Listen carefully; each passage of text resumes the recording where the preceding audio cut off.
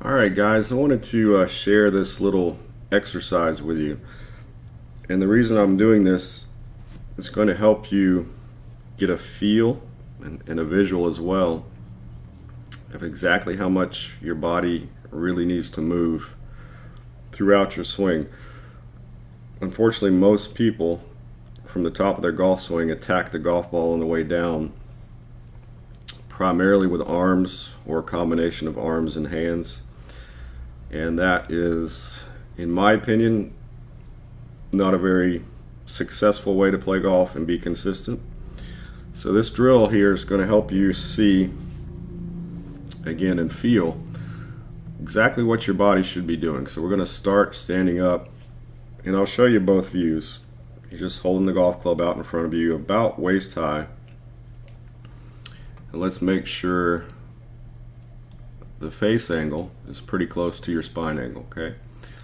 So all we're going to do is rotate standing tall until you get about a 90-degree shoulder turn.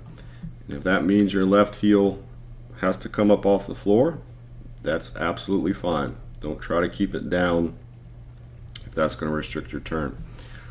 So now from here we're going to change directions, and I want you to feel like you do that first from returning your left hip back to its address position, which we'll see happen right there. Okay, and you can see the shoulders are not as on the same position as the hips because the hips have actually started a little bit earlier. Now we're going to continue the rotation until the shaft gets approximately parallel to your target line. And all we're going to do is bow your chest forward towards the ball.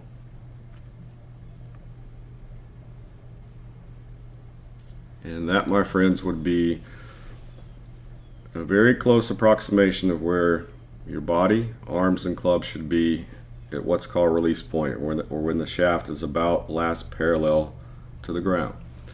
Okay, so then we're going to stand up again. And now, using your line of sight, you're going to rotate the club to a position where it looks like it's exactly touching the golf ball. And now, instead of bending your chest forward, you're going to bend your right shoulder down, generally until your right elbow is very close to touching your body. And all we have to do from there is put the club behind the ball. Okay, so that's a position you would see a lot of great players in at impact, and that's how you get there. Okay, so now let's look at that from face-on view.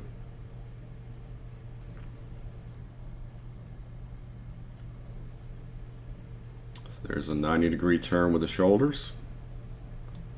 I'm going to change directions. You have to do this slow to feel it. Left hip returns back to its original address location, which is about there. And again, we're going to stop the shaft when it's about parallel to your target line. You can lean forward again. Your hands should be approximately in front of your right thigh if you're a right-handed golfer. There'd be a release point. And you stand up again. You go, okay, now I've got to match the look of the club face. Where would it need to go? How much would I need to rotate to make it look like it's touching the ball? And then all we do is side bend the right shoulder down and put the club behind the ball. So I think that's pretty interesting, and once you do it, you will start to feel just how much body rotation you're going to have if you want a consistent body based downswing that's not based on casting, early release, arm swinging, and all those sorts of things. Okay, so give that a try, and if you got any questions, let me know. Thanks for watching.